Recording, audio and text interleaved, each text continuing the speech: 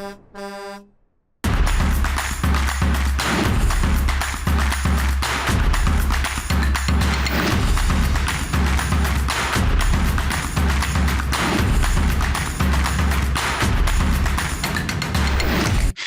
how are you doing? I'm doing great. Great. So just to begin, I just want to get your thoughts on Bath how'd you say her last name? Vandenberg? Bathsheba Vandenberg. On her cross-examination of Mr. Bernier. Well, I mean, she's trying to expose certain themes of contradiction in their testimony.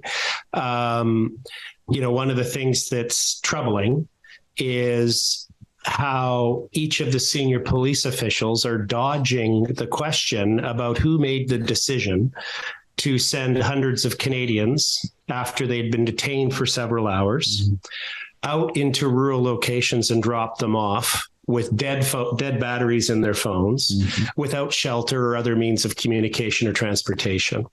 And my colleague pursued that line of questioning. And the police official did the same thing that the previous one did, which is to start talking about processing centers. And of course, we knew they had 2 processing centers, but the issue is after people had been processed, they then took them to these rural locations, minus 25, snow, wind, and kicked them out. A lot of them had been beaten. A lot of them had already some frostbite on their hands because they were zip tied behind their backs and they didn't have gloves on.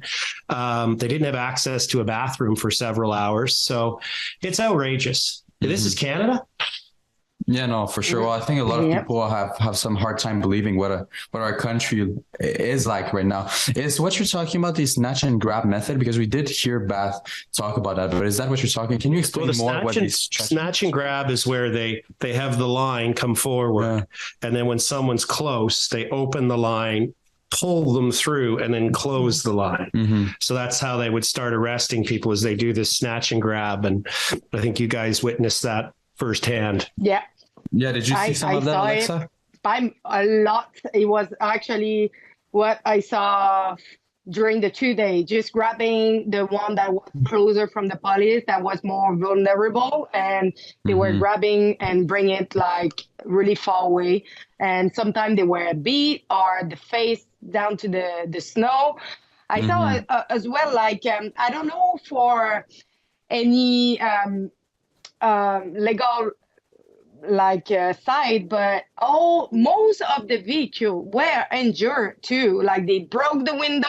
They actually broke most of the window of the car. I was there at the towing place, and most of the car that was like going out of there was really destroyed. And I was just like, do they have any help, like legal help for doing something against that? It seems like in the commission, nobody's talking about like the injury of the car. Do they have like the power to do that?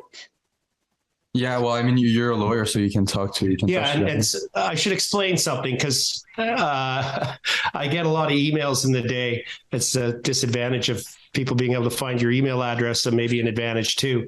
And here's what everybody needs to understand: is why is it that today, for example, our team had 25 minutes to cross-examine this witness who was up for a day. And what happens is each day, so today we had to file by 5 o'clock all of the documents that we plan to cross-examine the witness who will appear 3 days from now, and indicate the subject matter of our questioning and how much time we want. So we'll say like an hour and a half. And then 2 days later, we'll get an email saying, you're allowed to cross-examine, but you get 5 minutes. Or you're allowed to cross-examine, but you get 15 minutes. Yeah, it depends every day. And we even get a seating order as to who can sit at counsel table, and the sequence of when the questioning will occur. So then we triage and we go, all right, we had an hour and a half worth of questions. So we have to focus in on certain areas. And we've been incrementally bringing things in, as you'll notice. Like today was the first time you saw the videos of the violence, because we had other things we had to deal with earlier. And we had to say, okay, yeah, we wanted to ask Bell about that, but we knew we had too many more important things we had to get out from him. So it's a big complex chessboard we're dealing with, and we're always have way less time and way more questions. So we have to triage. So for those out there wondering why we're not asking certain questions, that's part of the answer. One of the things that we wanted to get out today was the violence of the police. And that's why we put that video in where you can clearly see that police officer just ramming his rifle, muzzle end, not even butt end, into someone's back or head or something. And, you know, the room went really quiet when that video played. I think it had the desired effect. And that's another thing. We're wanting to play a lot more videos, but if you think about how long it takes to play the video, and they always seem to have a trouble queuing it up, and then it buffers or it stops. Well, that's our time. Tick, tick, tick, tick. You're playing the video now. So you're going to see more videos. But those are some of the tactical procedural challenges we have in the room, given how much evidence they're trying to get in over such a short period of time. Of course, it's strategy that you lawyers have to decide which evidence do we put first, which evidence do we put to which person. Definitely some interesting stuff. And, you know, as you often come on our live stream, you're becoming sort of a star. But I think you were also a star on TikTok, as we saw today. Yes, it was my question, actually. Yeah.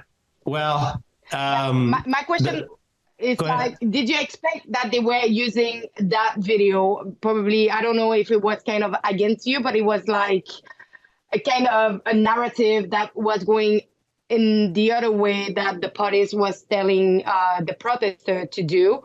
So did you expect that they were playing it today? I actually thought in the commission. I thought they would actually use that against me in cross-examination. So I was glad to see it come out today, because they used it in cross-examination on the police, one of the lawyers. Well, I mean, honestly, it doesn't make you look bad, because you are saying to the protesters that are coming here to Ottawa to cause trouble, not to come. So you are telling them that if you come here to, you know, disrupt international trade or to cause trouble, do not come to Ottawa. Those are your exact words from the TikTok video. So I was very surprised to see that lawyer who is leaning against the Freedom Convoy to try to put that video out and show it. So I don't think it makes you look bad, to be honest. Well, thank you for that. I mean, it's always weird to watch yourself, as we all know, and what the three of us do. But the background on that video was we had Tamara had called emergency board meeting. We were in the 7th floor boardroom in the Sheraton Hotel. It was that would have been probably the 16th, the Wednesday. Yeah, that was the last time we were all together before we had to disperse because the arrests were starting. And what had happened was I just briefed the board. I had several lawyers, some on my team and some on a new team we brought in, review the legislation in addition to my own review. Wanted to make sure I was absolutely solid in my understanding of the law, because I knew I was going to make a definitive statement about it. And I briefed the board. Chris Barber said, "That's great. You just told the board, come over here. Let's do a TikTok and tell the world." And he's like, "Hey, I'm joined by lawyer Keith Wills." It's like, "Oh, okay. I guess I got to say it." And I stand by what I said. It's 100% legally accurate. That was amazing to us, is what the actual Emergency Act order said. It clearly said that Canadians continue to have their charter right for peaceful assembly. It clearly said that Canadians continue to have the right for political advocacy, protest, and dissent. And then it went on to say, however, you know, if you're going to block international trade, or if you're going to interfere with critical infrastructure like a ferry terminal or a bridge, or if you're going to engage in serious acts of violence against persons or property, then you weren't allowed to go to downtown Ottawa. Well, I didn't know anybody wanted to do any of those things. So that meant everybody was allowed to go to downtown Ottawa. And you've heard repeatedly them use the expression that this became an illegal protest, right? There is no point in time, none, at which it became an illegal protest. And you'll notice they're always vague about, well, what was the moment in time that it became illegal? What was the criteria? The bottom line is, at no point in time was it illegal. Well, I think that we both know the exact thing that had to be done by the mayor. If we wanted to, we'll show it at some point. We don't want to spoil it already, but let me assure you, it's very funny. But you mentioned earlier that you were scared in a certain way that they would use it against you in cross-examination. So that would mean you're going to be testifying. I think I learned earlier they're going to be testifying next week. Yeah, we received the tentative schedule for the protest witnesses. The tentative schedule is on Tuesday will be Chris Barber and Tom Marazzo. On the Wednesday, it'll be myself. On Thursday, it will be Tamara Lich. And then on the Friday, it'll be Danny Bulford. And you're going to be testifying for full day, but I have a couple of questions on that. So I know in the preliminary witness list. Get me warmed up here. You're going to do a little practice. Your name wasn't on the preliminary witness list. So why were you added? Was it something that you guys requested? Or was so what worked requested? Is, and let me help clarify this too, because the witness list is always a living document in an inquiry of this nature. They released a preliminary witness list because we were still in discussions with them about the range of witnesses that we wanted to put forward and the rationale for putting them forward. They only put very few of our witnesses on that list. And people looked at the list and they went, wow, how come there's so few from the convoy? So that's the reason. We submitted a list of 25. In fact, we're expanding it by a few more. So the commission is currently reviewing that list of 25 witnesses that we're requesting, and only 3 on the current list are on the official list that you've seen. I mean, I'm not on that list and I'm testifying. Danny Bulford's not on that list, but he's testifying. Yeah. So there'll be a further list that will come out in probably the coming days. We're shifting.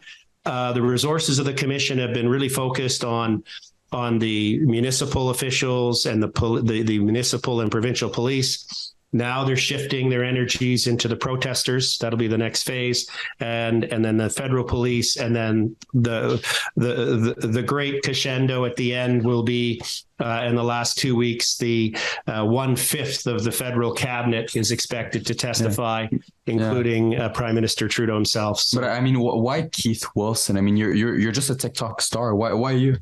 Well, I take your sarcasm. Gotten to know this guy, seeing him every day in the hearing room. I was asked to lead the legal team, and I flew in with my team on February 2nd, and I was on the ground for 19 days. And I was just talking to Tamara because I was reviewing my telephone logs from my cell phone bill to show all the phone calls I had with Premier Peckford and the mayor's chief of staff and the police and all these things to confirm dates and times. And I said to Tamara, I said, your phone number's not on there once. And she said, yeah. She said, we always talked face to face because we were always together. Yeah. So Tom and Tamara and Eva and I and others were always together from early morning to late at night, dealing with the issues.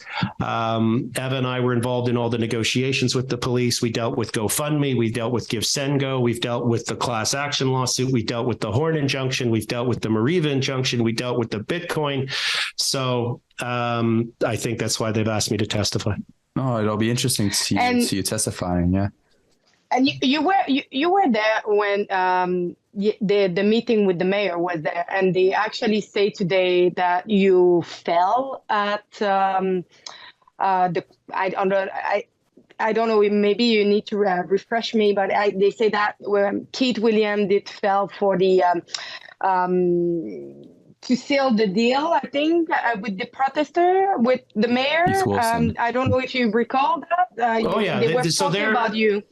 Yeah. Their narrative is, well, the police have a narrative and the federal government have a narrative. The police narrative is it's not their fault that they blocked the trucks from moving, because we had trucks ready to go every day. We had a huge number. We were really surprised at the buy-in on the Saturday night. And the Saturday, the leaders and the block captains went around to all the different blocks, Coventry. Tamara herself went out to the farm locations to make sure that the owners of those lands were satisfied with hundreds of vehicles showing up in the coming days. And they were, and they had room for them, because most of the vehicles were, 75% of the vehicles were going to leave the downtown core, 25 were going to go up to Wellington. And then the idea is that we would expand the shuttle bus service from the farms to camps so the protesters could keep coming during the day. And there was also a lot of people that needed to get home. They wanted to stay, and they wanted to stay as long as they could, but we have to be realistic. And so making this move provided an opportunity for them to move with dignity. So the police narrative is, well, the trucks were never going to leave, so it didn't matter that we blocked them. It's still the truckers' fault, right? It's like, no, it's your fault. So that's what the commission's lawyers are really pursuing today. The federal government narrative is, the federal government was right to ignore this breakthrough deal between the mayor and the truckers because the truckers weren't going to honor it. And the truckers never completed the deal. Well, when they keep concrete barriers in front of your truck, it's pretty hard to move. Mm-hmm. So I think the commission is seeing through that. You can see that in the questioning that they're having. And I'm hoping that by the time the rest of us testify and tell the other side of the story, that it'll become clear what really happened here is that we had a plan to de-escalate, to reduce the pressures on the downtown, to concentrate the pressure on the federal government where it needed to be, mm-hmm. and to allow the protests to carry on in a way that was more sustainable. Yeah. Mm-hmm. No, we keep hearing a lot of stuff. Yeah. And they talk a lot today about the miscommunication. And I have the impression that all the group of different unit of police, like the PLT or the OPP or the OPS, and I have the impression that they were not communicating to each other. It was just like we are communicating with the OPS, but I have the impression that the information was not going through to others. So probably I have the impression that if everything went not well, it's a lack of communication. Yeah, I mean, one of the things we realized is that, and we knew this at the time, is that we had better communications than the police. So the number of times I would get a phone call from the police level that we were dealing with constantly, and they go, Keith, what's going on? And we'd say, well, your superintendent is meeting with your chief and they're deciding this, and this. They're like, okay, thanks. We'll tell the other guys here. Like, no problem. Why don't you guys just give me a radio, Yeah. So we had that. But the other thing that we learned that we didn't know at the time, we thought it was all communication was the problem. We now know from all of the notes of the superintendents and the interim chief that they made conscious decisions not to let the deal go through. Mm-hmm.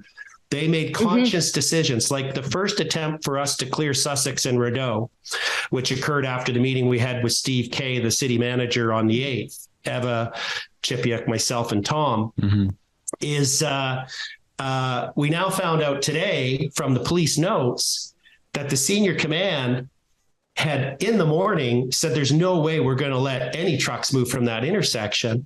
So Tom Marazzo was like, well, why did you send me in to negotiate with Sussex and Rideau guys? We know it's not going to happen. When you already knew you weren't going to let any trucks move. And Tom had them ready to move.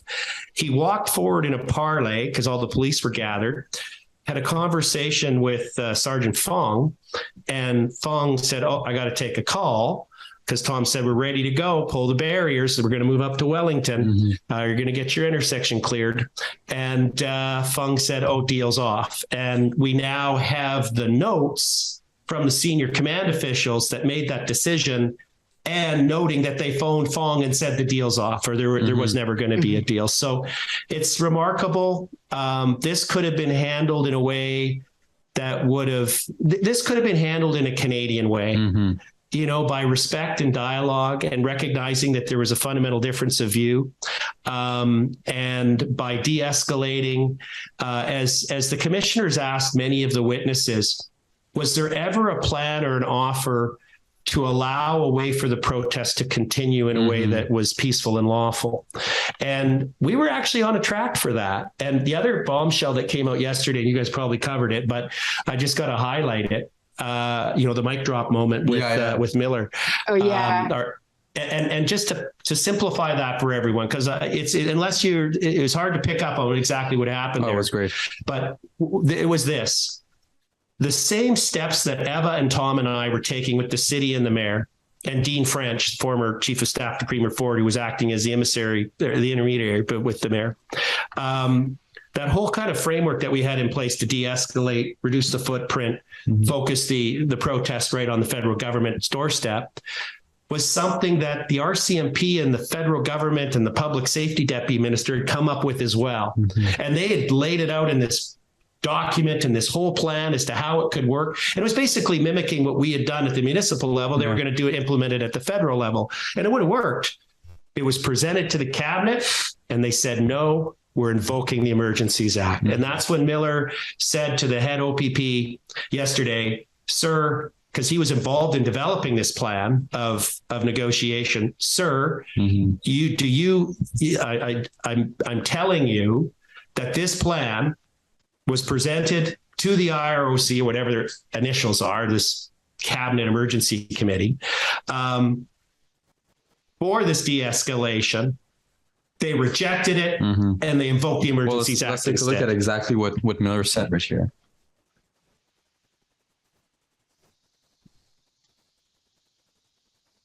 An email from the Deputy Minister of Public Safety, Rob Stewart, to you, right? Yes. Okay. And in the third sentence on the top paragraph, it says, we have a big meeting this afternoon. Well, this will be discussed. So I really need your input, right? Yes. All right. Did you know that that meeting was at 3:30 p.m. and that it was with Cabinet and it was the incident response group of the political executive meeting, and that your proposal was provided to them? No. Okay. It was. I can tell you that. And then they invoked the Emergencies Act. Thank you. If you look at his face, no, he's in the state of shock. That's the first time he discovers that this plan he had, that was a really good plan, and the proof that it was really good plan was it was so similar to the plan that Om and Eva and Steve Kay and the mayor and his chief of staff and Dean French had put together, and that was succeeding. And so he's really excited about it, this senior OPP officer, and he finds out on a live stream under oath in cross-examination that his plan was in fact presented to the cabinet and the prime minister. They ignored what? You can see it's like, wow, really? What happened? They rejected it. They invoked the Emergencies Act. And you saw his face as he stares at Miller walking off the stand. And your friend Miller from Alberta is such a great lawyer. And I think we have another clip from today that we can show to our viewers about the cross-examination done by Brendan Miller. Let's take a look at that. So at any time on February 8th, 2022, there was nothing stopping OPS in the city from moving the barriers, letting the trucks leave the residential area, and letting them go on to Wellington, was there? You're referring to Rideau and Sussex, which correct. That's not necessarily a residential area. That's a commercial area there. Right. So you agree that there was nothing stopping you or the city or OPS from allowing that to happen on February 8th, 2022? It could have been done, but we didn't reach an agreement, and the group there didn't want to move. I understand that may be the evidence. Where did you didn't ever hear from anyone from that group?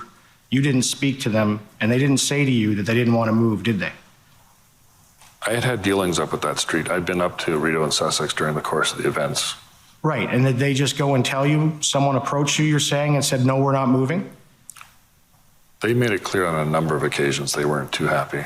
But you knew from your PLT work that Tom Marazzo had apparent control of 322 trucks, and that was on February 7th. That's in your own document. Correct.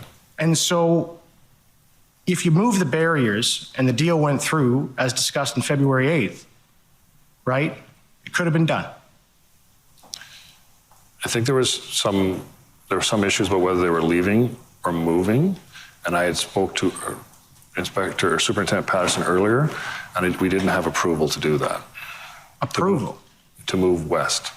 Okay, and whose approval did you need?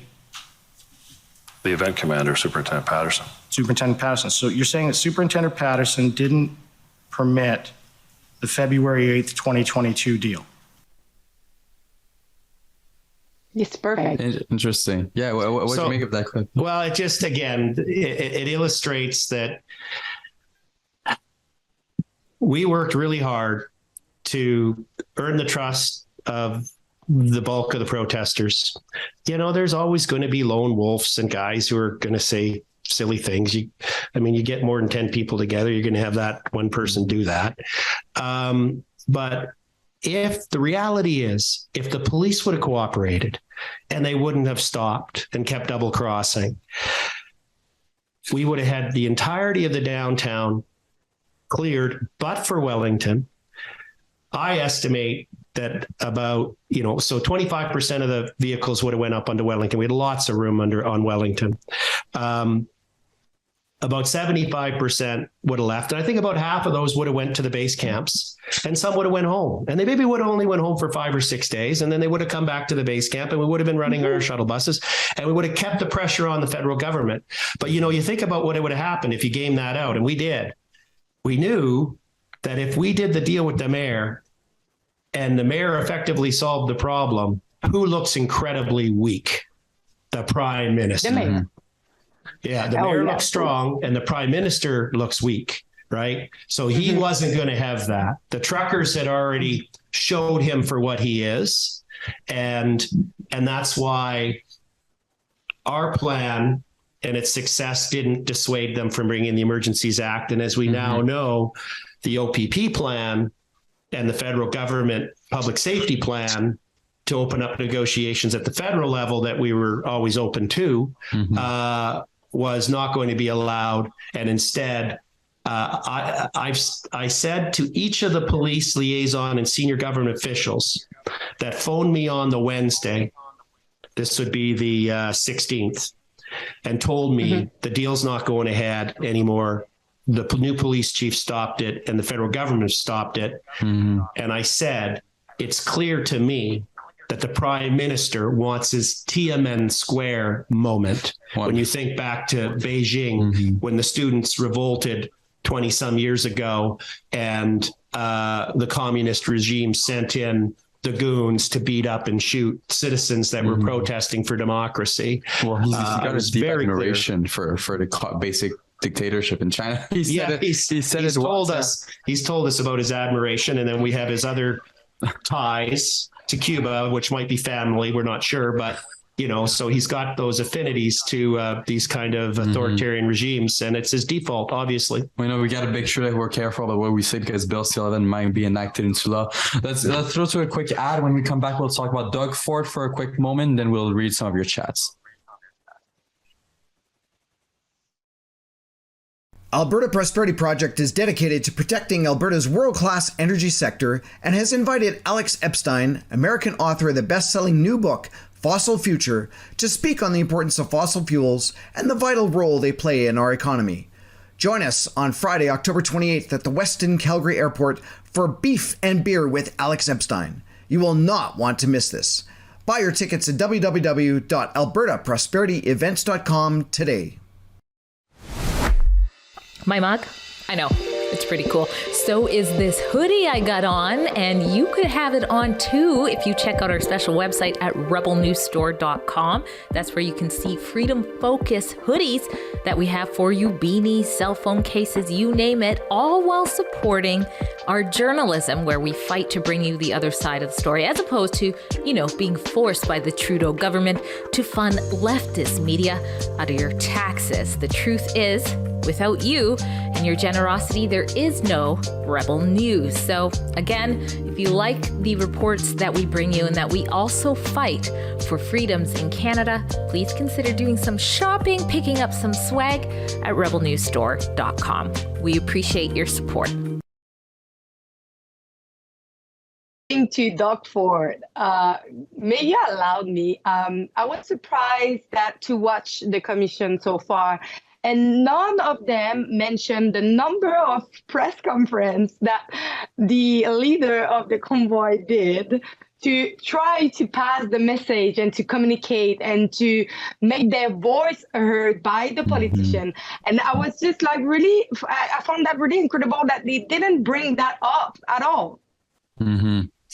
Yeah, well, you guys were willing to engage with the politicians. You guys were willing to talk to the politicians.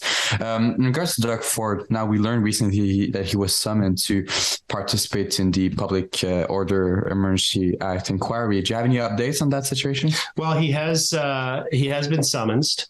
The commission has detailed initially their efforts over the past couple of months to have him participate. They've indicated in writing the questions they were looking to get answers to. So there's no trial by ambush here. And he refused all of those. So they took steps to subpoena him, to compel him to attend by force of law. He has responded by having his lawyers bring an emergency judicial review application seeking to strike down the summons. And he might have some success because of some peculiarities in the law with respect to the jurisdiction of a federal inquiry to compel and subpoena a sitting provincial politician. But aside from that, you have to say to yourself, well, what's he got to hide? You know, what's he afraid of exactly? I mean, none of the those involved in the protests that I know who are being asked to testify, including myself, we're sleeping fine at night. We know that we've got nothing to hide.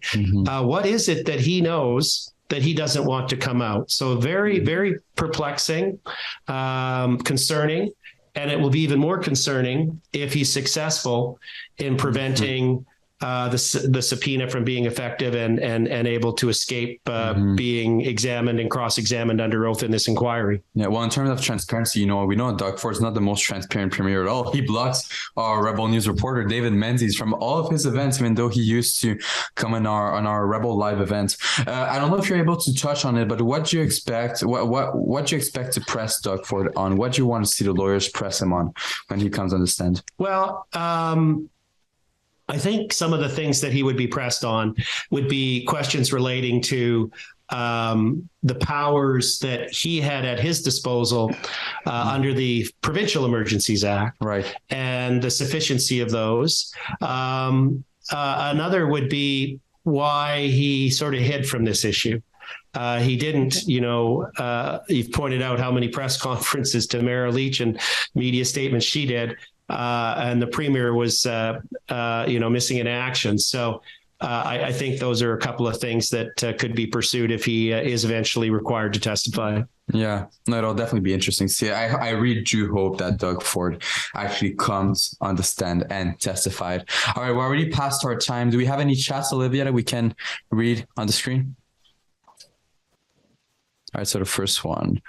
I like to think that Catherine McKenney's testimony had a small part to play in her election loss. I promise I won't misgender her, William.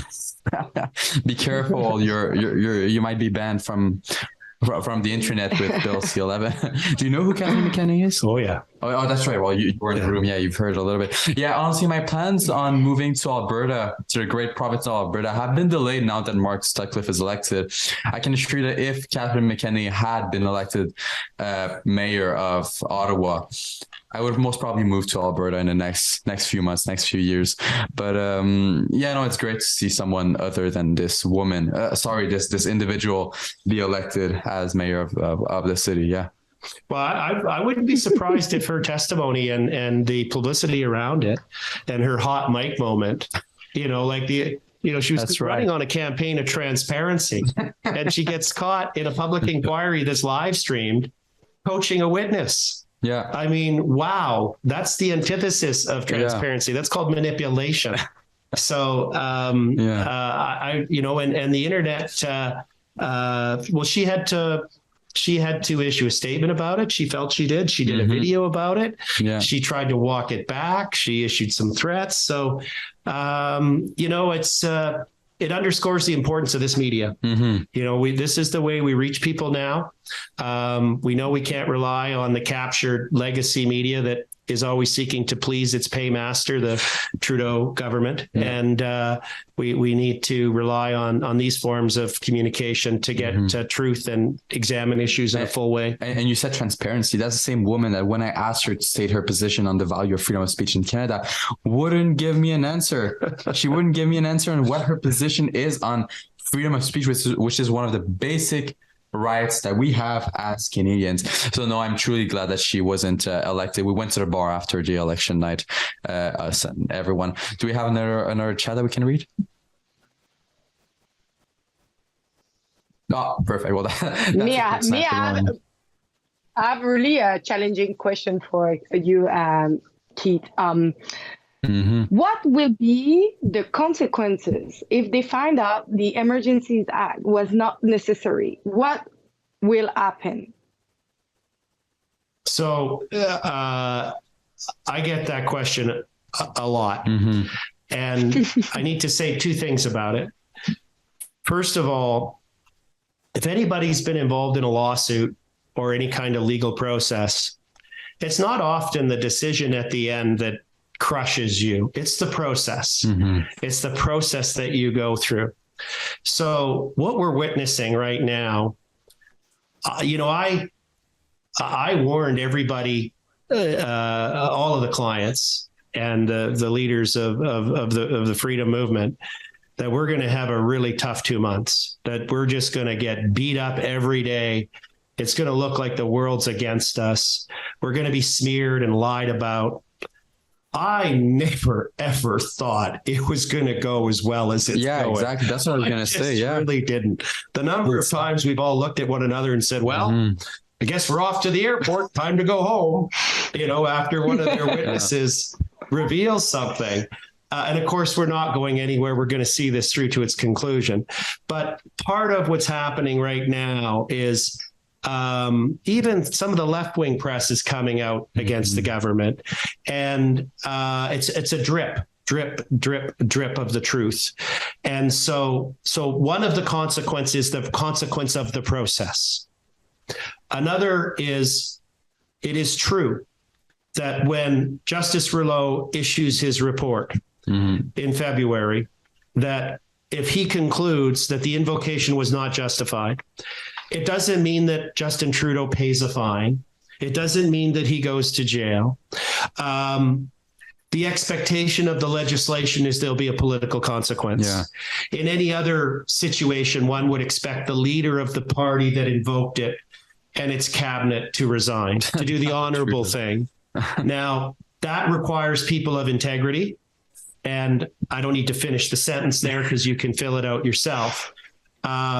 So the best that we can hope for is that more and more Canadians, like the number of people that have tagged me on Twitter saying there was no deal to move the trucks. Well, what, 102 trucks just magically moved?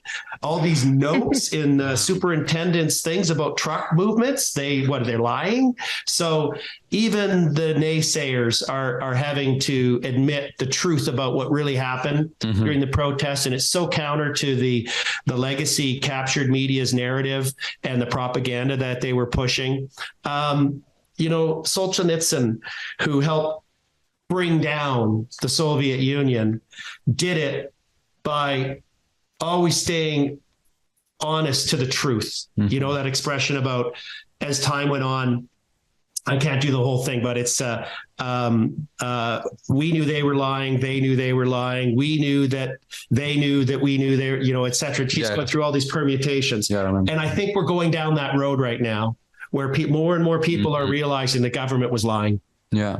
No, that's what's great about the Emergencies Act inquiry, 100%. It'll be very great to see the outcome of that.